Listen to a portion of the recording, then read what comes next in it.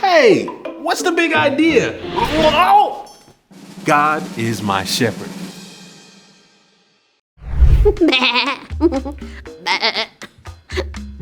Oh, Patricia, stop jumping over Leroy. And Cap, make sure you keep a lookout.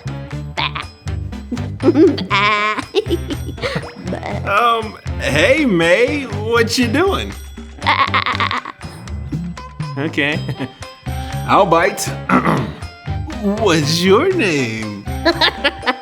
It's me, May. I'm not really a sheep. I can see that. What are you doing dressed like a sheep and hanging out with all these sheep? Sheep. Well, when you called me earlier, and said today's big idea was God is my shepherd, I remembered I had this sheep onesie, and I wanted to look the part. I see. Yeah, I think that's a great thought, but you don't have to dress like a sheep and hang out with sheep for God to be your shepherd. Don't? Nope. God is our shepherd no matter what. We call God our shepherd because he loves us, protects us, and he guides us every day like a shepherd does for his sheep. Oh, that makes a lot more sense. So, saying God is my shepherd is just a metaphor? New word alert, new word alert, new word alert, new word alert, new word alert, new word alert, new word alert, new word alert. Yuppie yerd, we said a new word. I just love a good new word alert. Let's see, is the new word bah? I don't normally say that. What about sense? Since your sense about the word sense was off, the only word it could be is metaphor. I think that's a yes. Oh yeah, I'm fluent in sheep talk, and yes, that bah meant yes. In that case, yes. You figured it out, May. This is an easy one to remember. A metaphor is comparing two unlike things. So an example is saying someone is a pig for eating all the food before anyone else could have some. Or saying your memory is foggy when you can't remember something. Okay, so yeah, I get it. You and I are humans, not sheep. Bah. Even if you dress like a sheep, you're still a human. But Jesus calls us his sheep because we can follow him and listen to him just how real sheep follow their shepherd. Yeah, I trust God and I follow him every day. And because of that, God is my shepherd. Bingo! That's a dog. I thought we were talking about sheep. Oh, never mind that. Now that we're on the same page, what are ways that you know God is your shepherd? The easiest answer to that is the Bible. Oh, you're right. In the Bible, Jesus calls us his sheep. Yeah, and we learn from the Bible that we can follow Jesus and live more like him. Let's talk about ways that we can follow Jesus. Yeah, we can follow Jesus by treating others the way we want to be treated. We can also be kind to others, even if they aren't being kind. We can do good things like tell the truth or even stand up for someone else. You know, one thing that makes God a good shepherd is that he knows all of his sheep. That's right, he knows every single one of us. He created each of us and he loves us.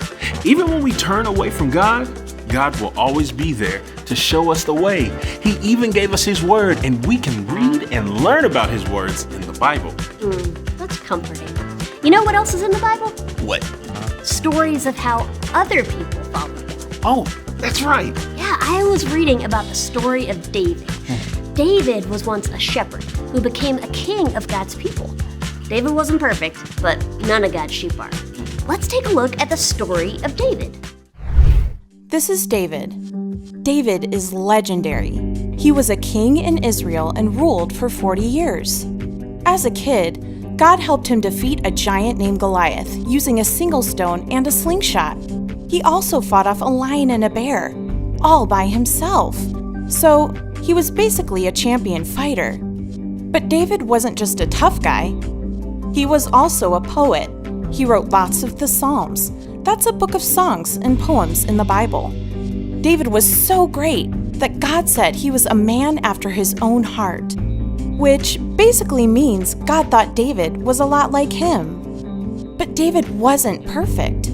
Far from it. David lied and made big mistakes and even had people killed. His mistakes caused a lot of problems for the Israelites. But even though David was very far from being perfect, God used his family to be the one that Jesus would be born into. God loved David. Failures, successes, good things, and bad. And David loved God too. Wow, David sure had an adventurous life. I'll say, can you imagine being a shepherd who slays a giant and one day becomes king? I can't. But I can imagine being a person who writes songs and poems. Oh yeah, me too. David wrote some of the most famous poems in the Bible. One of my favorites is Psalm 23. I love that one. Oh, it's a great one. It fits right along with the big idea of the day. God is my shepherd. Listen to how it begins. The Lord is my shepherd. He gives me everything I need. He lets me lie down in fields of green grass. He leads me beside quiet waters. He gives me new strength. He guides me in the right paths for the honor of his name. Oh, so poetic. Hey T, I think it may be time for a quick break. Good idea. Hey Kids Club, how about you all talk about how God is your shepherd, and we'll be right back. So May, where did you get this onesie? I need one. Ooh, youmayneedthis.com. That site has everything. Come on, Cap. Welcome back, Kids Club. So before the break, we talked about how God is my shepherd, and he can be yours too if you decide to follow him. May and I were saying that we love the Psalms that David wrote, and one of my favorite Psalms is Psalm 23. Wait, speaking of May, where's our friend? May? May?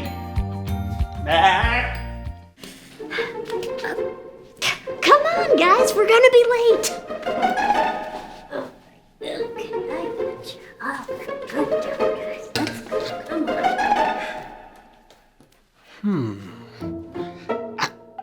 I can't seem to find May anywhere. What if she's lost? Oh no, what if she's out there all alone, dressed like a sheep? Oh, she'll be one lost sheep. One lost sheep. Hey, that reminds me of an amazing parable that Jesus told. A parable is just a fancy word for stories that Jesus would tell to teach. Now, this is such a great story. My friend David, not the David from the Bible, he tells it so well.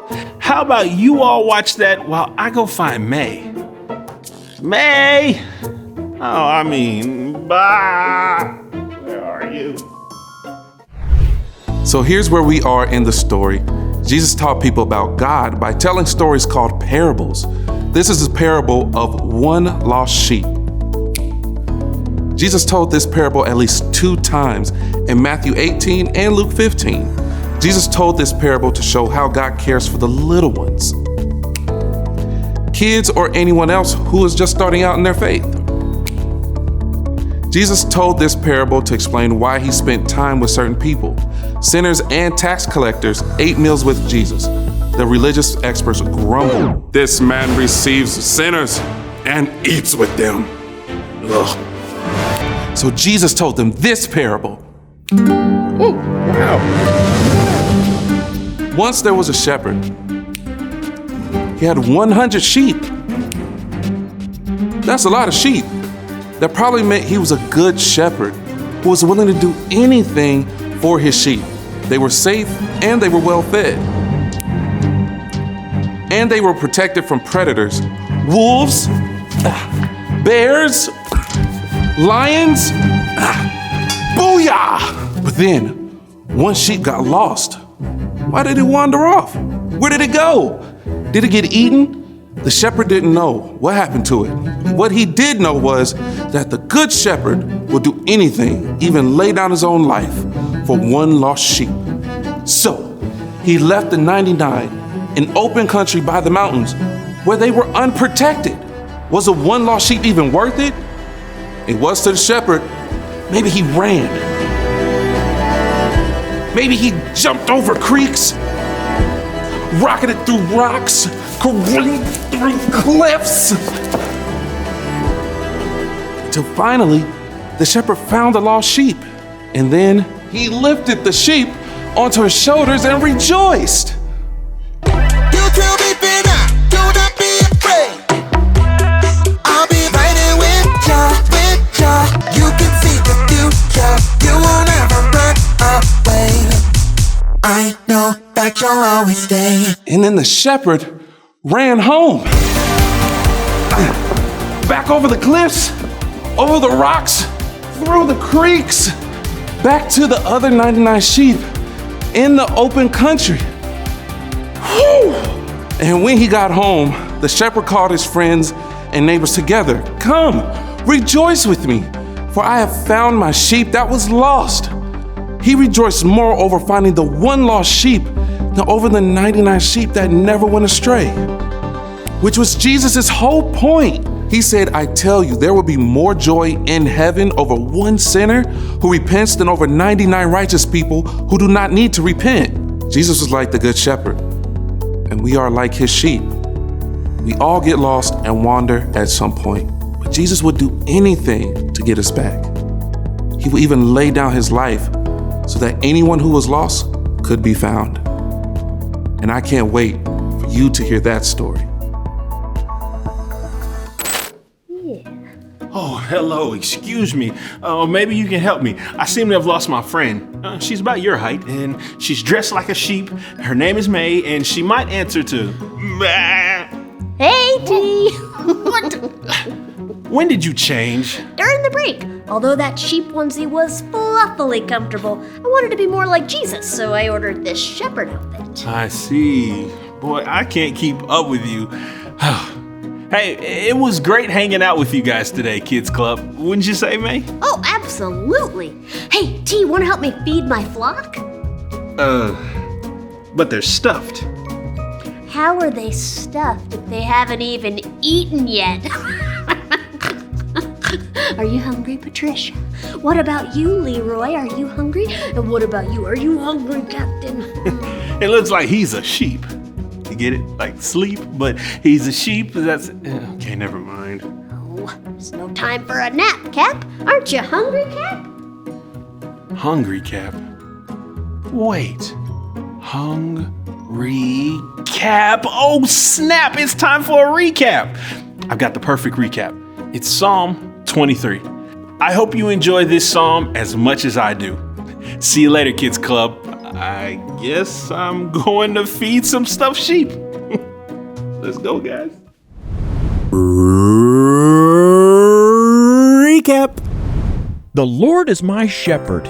He gives me everything I need. He lets me lie down in fields of green grass. He leads me beside quiet waters. He gives me new strength.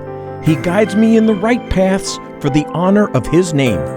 Even though I walk through the darkest valley, I will not be afraid. You are with me. Your shepherd's rod and staff comfort me. You prepare a feast for me right in front of my enemies. You pour oil on my head. My cup runs over. I'm sure that your goodness and love will follow me all the days of my life, and I will live in the house of the Lord forever.